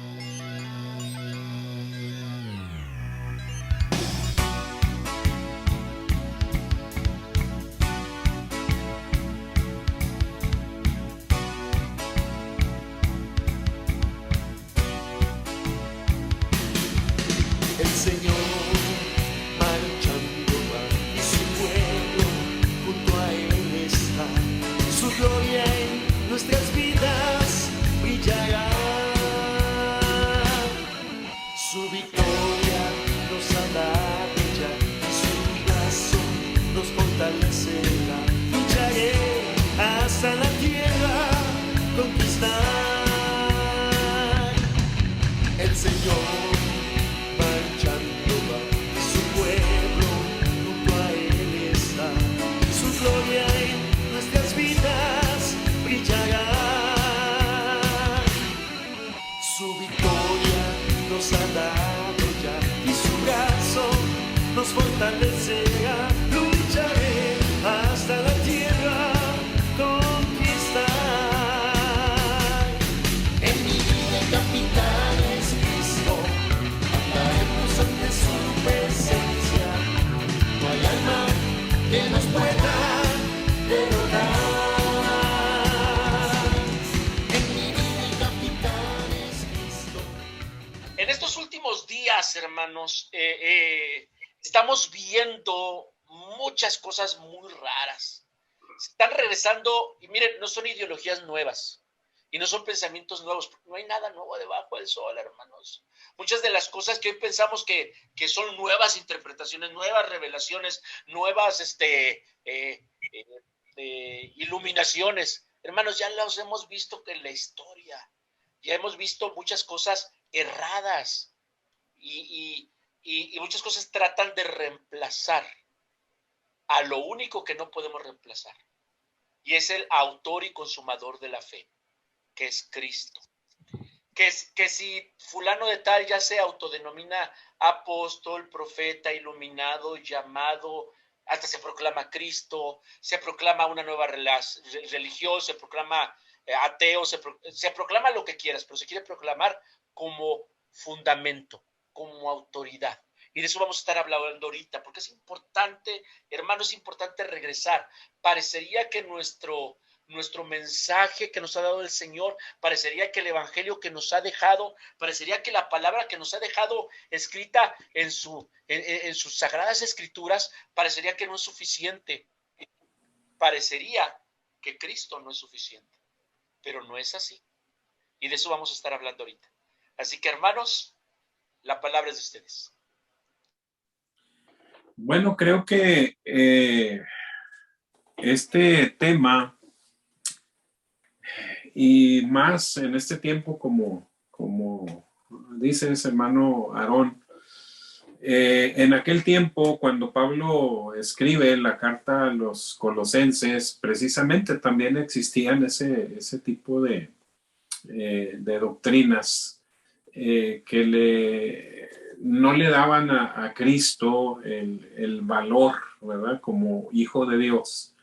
Y aquí en la carta a los colosenses, precisamente Pablo viene y establece quién es él, y habla de la persona y habla de la obra de Cristo, y que él es suficiente. Y entre las cosas que dice que él es la imagen del Dios invisible, ¿verdad? Y esto pues claramente nos habla, ¿verdad?, pues que es Dios que vino a este mundo, ¿verdad?, y estuvo en un cuerpo, y ese número 1 nos habla de eso. también nos dice que es el primogénito de la creación. Y luego nos dice que en él fueron creadas todas las cosas, las que hay en los cielos, en la tierra, todo fue creado en él, y fue creado, dice, por medio de él y para él. O sea, Cristo es todo en todos, ¿verdad? Que es el tema de la carta a los colosenses. Dice, y Él es antes de todas las cosas y todas las cosas en Él subsisten. Entonces, aquí viene a establecer que Cristo, pues, es suficiente en todo.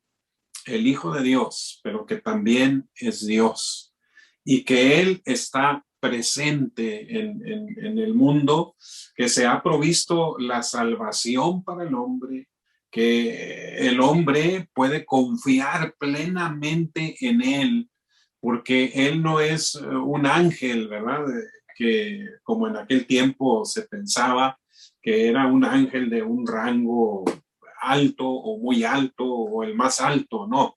Cristo es Dios, ¿verdad? Y Dios está en él. Y en él fueron creadas todas las cosas y todas las cosas en él subsisten. Y todo él, ¿verdad? Tiene el control de todo.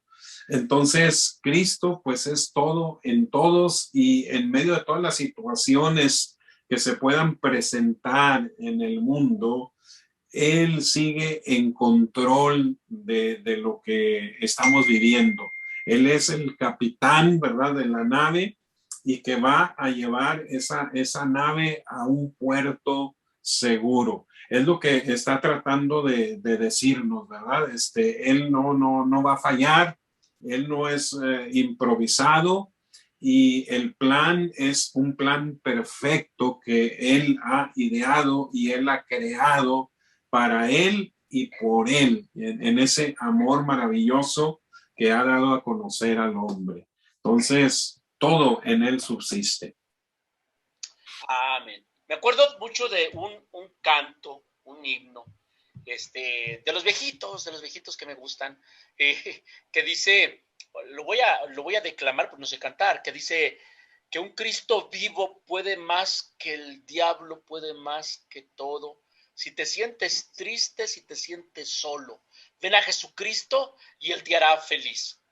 Y entonces pienso, una persona feliz es un testigo visible de un Cristo verdadero. Ahorita comentabas, pastor, que Cristo es la parte visible de ese Dios espiritual invisible, ¿verdad? Y Cristo cuando ascendió al cielo después de su resurrección, pues ya no quedó visible para el mundo, pero deja a los cristianos como testigos de él. Y entonces hay otro canto que más para acá, más para los 90s, que dice, oh, cómo quisiera tocar a Cristo y para que la gente, no me acuerdo cómo va, pero dice que la gente va a saber que toqué a Cristo, por mi testimonio, algo así, dice, no me acuerdo, no soy bueno para cantar, qué importancia, porque la suficiencia de Cristo, la Biblia la revela, la creemos por fe, pero para alguien que no lee la Biblia, para alguien que no es creyente, pues como que pues la realidad es que no tiene fe, no tiene conocimiento. ¿Quién queda? Quedamos nosotros como testigos y al final somos los enviados a las naciones. La suficiencia de Cristo, ¿cómo podemos ayudar a que sea un hecho palpable para todos aquellos que lo ven como algo filosófico, como algo nada más que es una ideología? No, es un tema de vida o muerte. ¿Cuál es la participación de la iglesia para cambiar en la mente de las personas? No es filosofía, esto va de por medio en tu eternidad. ¿Qué opinan, pastores, sobre eso? Porque estamos hablando de la suficiencia de Cristo. Y bueno, ya para darles la palabra, quiero concretar el hecho de que con tantas cosas que han salido, con tantas filosofías que han salido, muchos, y tristemente a veces entre los que se dicen creyentes, y lo quiero decir de esa manera porque aún entre muchos de ellos creen que es una ideología, una filosofía, algo que ya está pasando de moda, ahora que muchas cosas, como bien decían hace rato, mira la tecnología, wow, qué tremendo, ya está pasando la historia, esas fábulas de Jesús. Y Jesús sigue siendo suficiente. Hermano Gabriel. Yo creo que especialmente en este tiempo de crisis, que a nivel mundial, como ya se ha estado hablando, este es el mejor tiempo, yo creo que he vivido en mi vida, en el que se puede probar lo suficiente que Cristo es. Cuando una persona vive sin Dios, está expuesta a cualquier cosa, a todo lo bueno y a todo, o a lo que puede ser bueno, se le puede llamar bueno, y a todo lo que, aunque se le llame bueno, es malo. La gente estamos expuestos a la enfermedad, al problema, a la depresión, como se habló hace un rato, estamos expuestos a la pobreza, estamos expuestos a todo, ¿verdad? Especialmente en este tiempo de crisis global, todos los seres humanos estamos expuestos a todo. Y cualquiera diría, bueno, hay tantas cosas en que creer, hay tantas formas de buscar un milagro, hay tantas congregaciones, hay tantas denominaciones, y cualquiera que no se llame cristiano o no busque a Dios, pues tiene otros recursos como los brujos, los hechiceros, los adivinos, los que leen las cartas, que salen en televisión y hacen una buena campaña. Entonces, ¿por qué creer que Cristo es más que suficiente, ¿verdad? Sobre todas las otras opciones que existen? Porque tal parece en el tiempo que vivimos que Jesús o Cristo no es una opción. Parece que la opción es el que lee las cartas, parece que la opción es cualquier otra cosa excepto esta, ¿no? Bueno, yo creo que la respuesta para que esta es la opción tiene básicamente que ver con la transformación del alma. No existe absolutamente ninguna otra cosa, ningún programa, ningún pensamiento, ninguna filosofía, ningún estilo de vida, ninguna convicción, ningún Dios, ninguna religión, ningún bienestar, ningún país, nada. No existe, no ha existido en la historia, no va a existir nada que pueda superar lo que Cristo hace en la vida de una persona.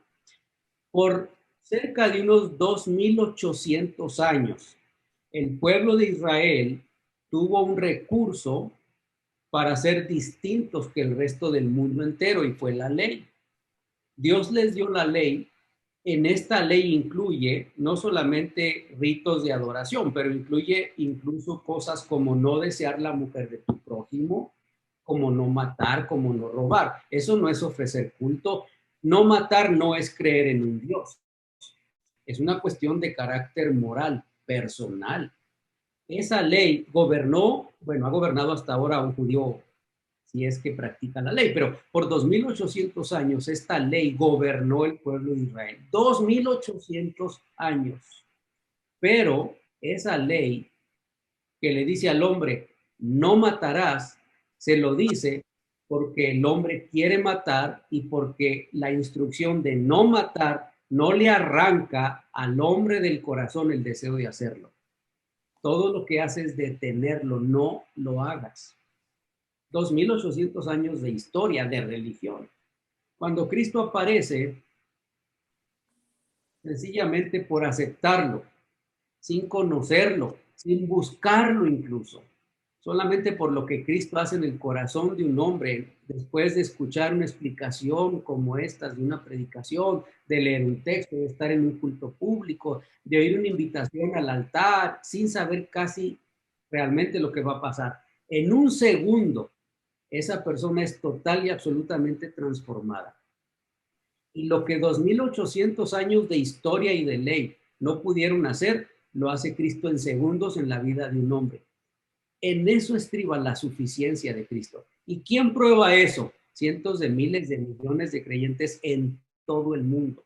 El testimonio de todos los que conocemos a Cristo es el mismo, aunque la experiencia, la práctica, aunque las formas en las que aceptamos a Cristo puede ser infinitamente distinta, la experiencia es la misma.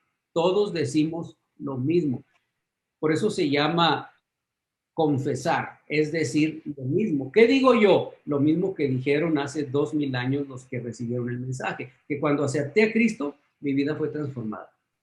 En eso estriba su suficiencia. ¿Y qué pasa después de eso? Yo creo que estamos de acuerdo. ¿Quién puede consolar el alma abatida? ¿Quién? Una pastilla, un viaje a la luna que ya están a su disposición. Aquí en Texas, a 2 horas de mi casa, uno puede salir en un cohete y ir al espacio. ¿Quién puede suplir la necesidad del alma? Cristo. ¿Cómo lo hace? En un segundo.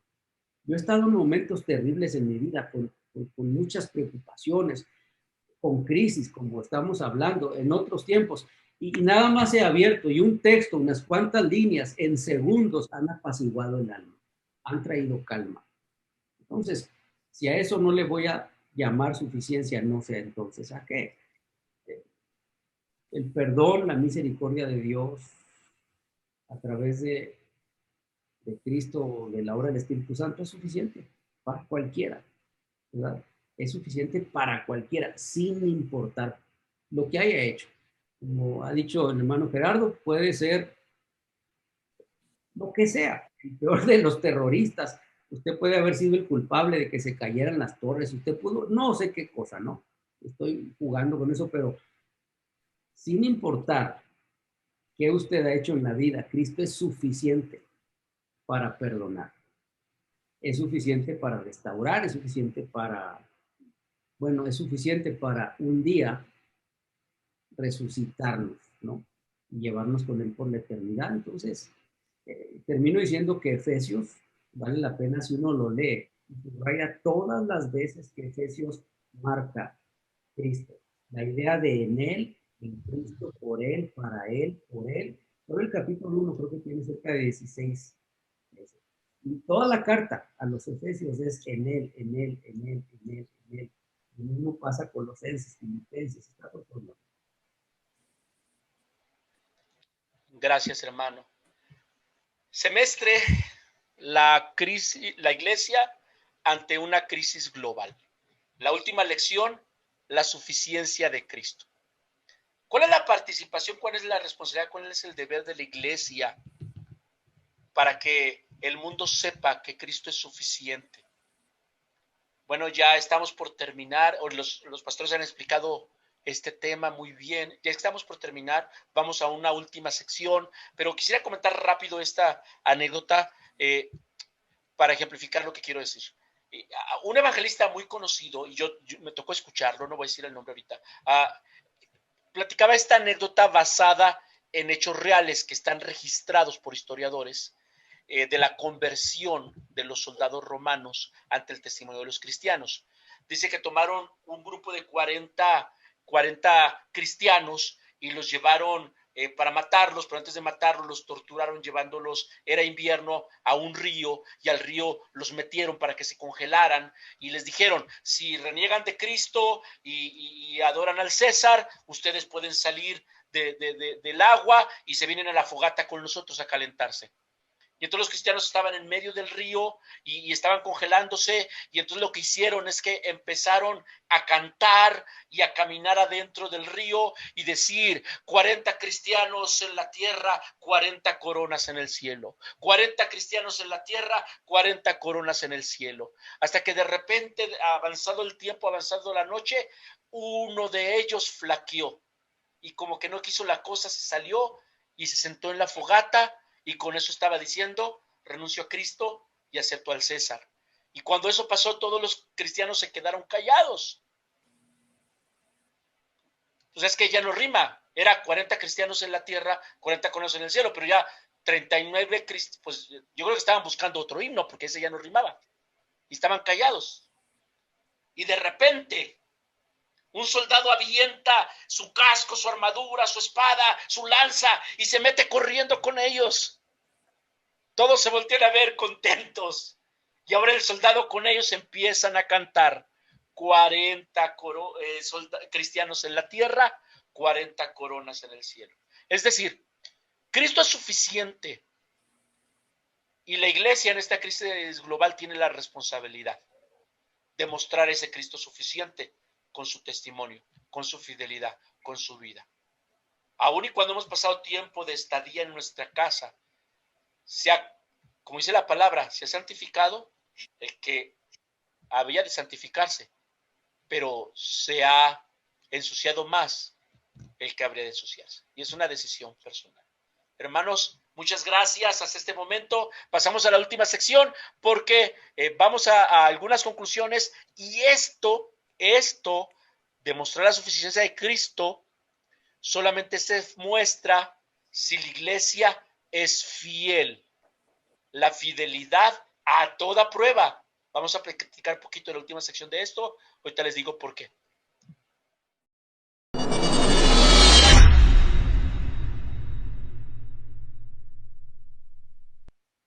Gracias por permanecer con nosotros hasta este momento. Es una gran bendición. Yo me he gozado en esta sesión, en esta jornada de análisis, de refrigerio espiritual, porque esto nos alimenta, nos llena. Gracias a los pastores que nos han acompañado. Yo decía en la sección anterior, porque hablamos de la suficiencia de Cristo y Él no cambia, Él está listo para seguir obrando. Él es el mismo ayer, hoy, siempre. Él es eterno, Él es Dios. Pero ahora tú y yo, que somos la iglesia, que somos esa novia que está esperando, somos esos embajadores que estamos aquí, nos ha dado la encomienda, el privilegio, la bendición de llevar el evangelio a toda criatura. Eso lo dice en la Gran Comisión. El mundo va a conocer a un Cristo suficiente si tú y yo somos fieles. Si no somos fieles, vamos a llevar al evangelio de Cristo, a la burla, al oprobio, y no porque sea digno de ser de burla, no es porque sea digno de vergüenza, es que nosotros o aquellos que no son fieles lo llevan a ese extremo, y eso es terrible porque tenemos una gran misión, dar de gracia lo que de gracia hemos recibido. Por eso es que ECAT, que es la editora de nuestro concilio, ha preparado para este próximo semestre el tema fidelidad a toda prueba. Fidelidad a toda prueba. Y este semestre vamos a estar hablando sobre las experiencias, sobre el trabajo, el desempeño, la responsabilidad de la iglesia, de ti. La iglesia es tú y yo. Tú y yo somos la iglesia. La iglesia no es una organización, la iglesia no es una estructura impersonal. No, la iglesia somos tú y yo. Y se necesita tener fidelidad a toda prueba. De eso vamos a hablar el próximo semestre y vamos a empezar el domingo que entra. Empezamos la lección, así que mantente conectado con nosotros. Yo por lo pronto quiero dar gracias a nuestros hermanos Pozas y Andabazo. Gracias por compartir con nosotros este tiempo. Hermanos, tenemos un espacio para sus últimas recomendaciones, últimos consejos, últimos comentarios. Y bueno, pues el micrófono es de ustedes. Hay libertad. Sí, no, pues estaba pensando cuando mirábamos todos estos temas, qué diferente óptica podemos tener los que conocemos a Cristo y los que no lo conocemos. Hablando de la iglesia frente a la crisis global. Y me ponía a pensar, ¿verdad? Estaba trabajando ahí en mi mente, ¿cómo hubiera yo enfrentado esta situación si no hubiera tenido a Cristo en mi vida?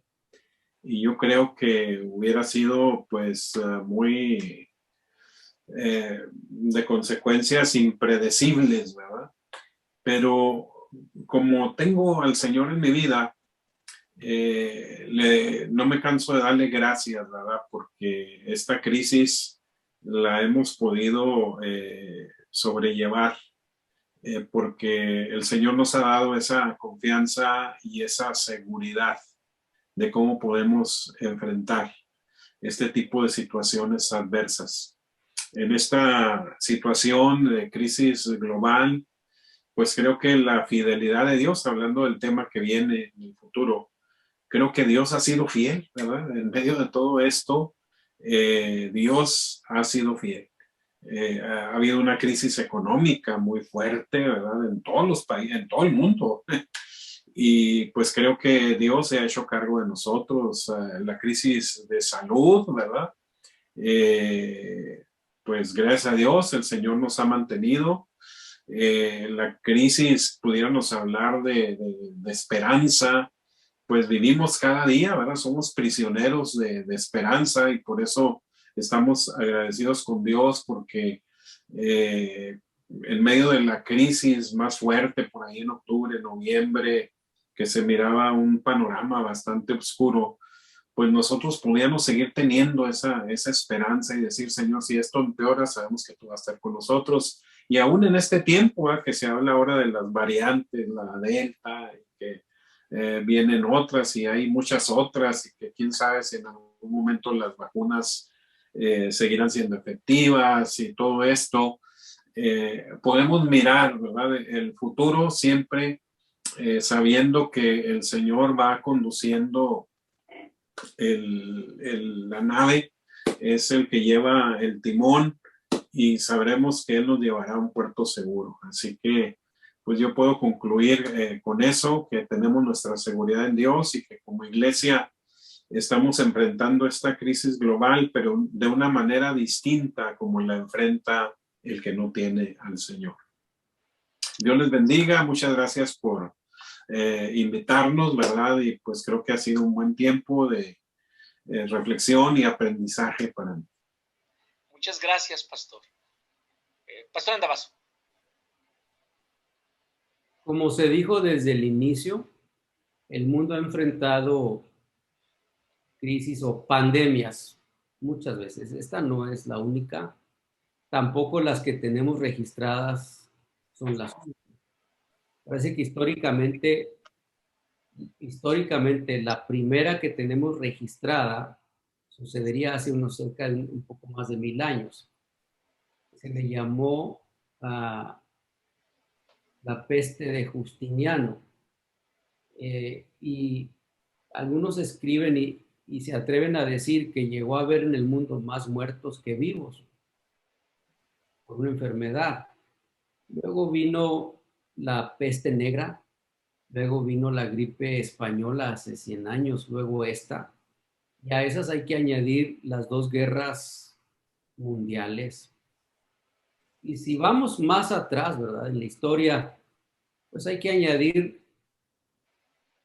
crisis que no fueron para el mundo, pero fueron para la iglesia. Todo el tiempo la iglesia ha estado inmersa en esas crisis. No existe un registro histórico, y no existe, ni en la Biblia, un registro en el que se diga o se mencione o se llegue a creer que en medio de una crisis la iglesia va a ser resguardada en una caja y que no la va a tocar. Eso no existe. Al contrario, Jesús advirtió y dijo, en el mundo tendréis aflicción. Y tiene que ver precisamente con estos procesos. La iglesia pasó después de la Segunda Guerra Mundial, después de la Primera y Segunda Guerra Mundial, un tiempo de crisis y de fe. Hubo teólogos que llegaron a escribir, a hacerle pensar al hombre, ¿realmente crees en un Dios que es capaz de amar, de librar, cuando hay guerra y pleito en el mundo y tanta gente está muriendo de hambre, la depresión en la que este país, los Estados Unidos, entró, etcétera? La iglesia ha estado siempre en el mundo, pero todas estas crisis son oportunidades para otra vez este año, ¿verdad?, el que se fue y el que estamos viviendo, y sabrá Dios cómo sigan los otros meses. Son oportunidades para probar otra vez que el texto es verdadero, es fiel, fidelidad a toda prueba. No se puede hablar de fidelidad si no hay prueba. Y la fidelidad tiene que ver con una confianza ciega y absoluta. Jesús dijo a los suyos, vayan por todos lados, hagan discípulos. Y yo voy a estar con ustedes todos los días hasta el fin del mundo. Esas palabras hoy siguen siendo ciertas. Mañana que yo no esté van a seguir siendo ciertas. Él va a estar. ¿Para qué? ¿Para librarnos? Sí, pero no solamente para eso.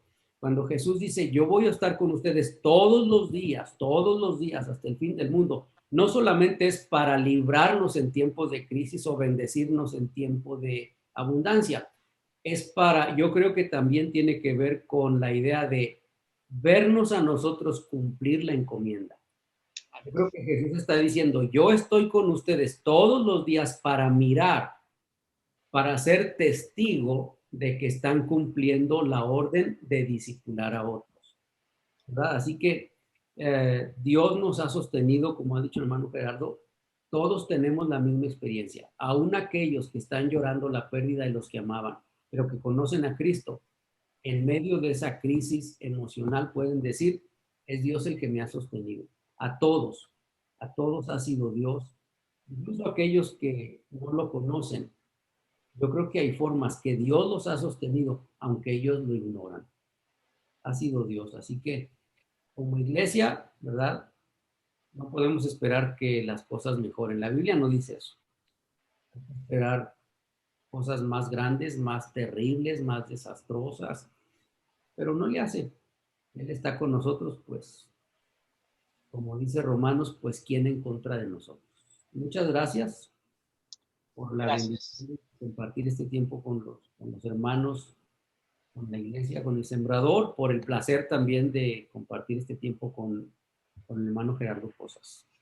Muchas gracias, gracias a los dos hermanos, a nombre del Templo del Sembrador, de los pastores Javier y Nachita González, gracias por acompañarnos.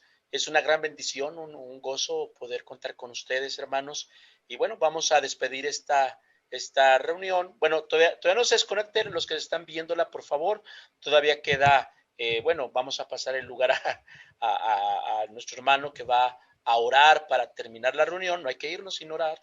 Y estamos súper agradecidos de verdad. Ojalá que en un futuro cercano podamos reunirnos nuevamente y, no sé, a lo mejor abordar este semestre que vamos a empezar. No sé, bueno, al final Dios nos permite participar de su obra y eso es bueno. Él es muy bueno con nosotros. Yo solamente termino con esta última reflexión, hermanos, antes de irnos. El Señor nos llamó a ser protagonistas y no es un mensaje motivacional. Yo soy enemigo de los mensajes motivacionales. Es un mensaje real. Él no nos salvó para sentarnos. Él no nos salvó para estar sin hacer nada. Él nos salvó para trabajar en su obra, porque la obra es mucho y se necesitan obreros en la mies. Seamos, hermanos, diligentes en llevar el mensaje. La iglesia, ante esta crisis global, tiene que trabajar. Tú y yo tenemos que trabajar mientras es de día, mientras se puede trabajar, porque Cristo viene ya. Dios te bendiga. Gracias por estar con nosotros y nos vemos la semana que entra para empezar el semestre. Bendiciones. Buenos días, hermano, Dios te bendiga. Es un gusto estar contigo en esta mañana, pues hemos llegado ya al final de nuestra cierre de semestre. Hemos llegado al final de nuestro servicio especial que hubo hoy como cierre de semestre. Espero que haya sido de gran bendición para tu vida, al igual que cada una de las clases que se impartieron durante todo este semestre. Espero que haya sido de gran bendición para tu vida. Pues no nos queda más que orar para ser despedidos y dar gracias a Dios por mis hermanos invitados. Que Dios los bendiga y les siga dando esa sabiduría para que ellos sigan escribiendo estos expositores que estamos llevando semestre con semestre. Ellos son uno de los dos escritores, de este expositor que hemos visto. Y pues vamos a orar para ser despedidos. Bendito Dios y buen Padre Celestial, estamos delante de tu presencia, Señor, dándote las gracias, Padre, por habernos dado la oportunidad, Señor, de estar aquí, Señor, una vez más, aprendiendo de tu palabra a través de esta escuela dominical, Señor, a través de este servicio especial que tú tuviste para nosotros como cierre de semestre, Señor. Gracias te doy, Señor, por la vida de mis hermanos que nos estuvieron impartiendo hoy este programa tan bonito, que espero que haya sido de bendición y hayas hablado a los corazones de cada uno de los que estuvimos conectados al pendiente para aprender de tu palabra, para escuchar de tu palabra, Señor. También te doy las gracias por cada uno de los maestros que durante todo este semestre, Señor, estuvieron dispuestos para impartir tu palabra a través de estas clases.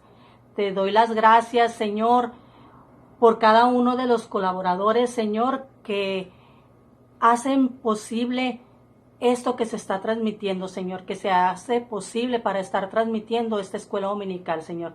Gracias te doy por la vida de mis pastores, Señor. Y no me queda más que pedirte, Señor, por cada uno de mis hermanos, Señor, que han estado al pendiente domingo con domingo para aprender de tu palabra, Señor. Gracias te doy en el nombre de Cristo Jesús, tu Hijo amado, Señor. Gracias, bendito Dios. Amén y amén. Bueno, hermanos, hemos sido despedidos. Te recuerdo, nos vemos más tarde a la 1:00 p.m. a nuestro culto presencial. Los esperamos a la 1:00 p.m. ahí en el Templo del Sembrador. Dios te bendiga, hermano.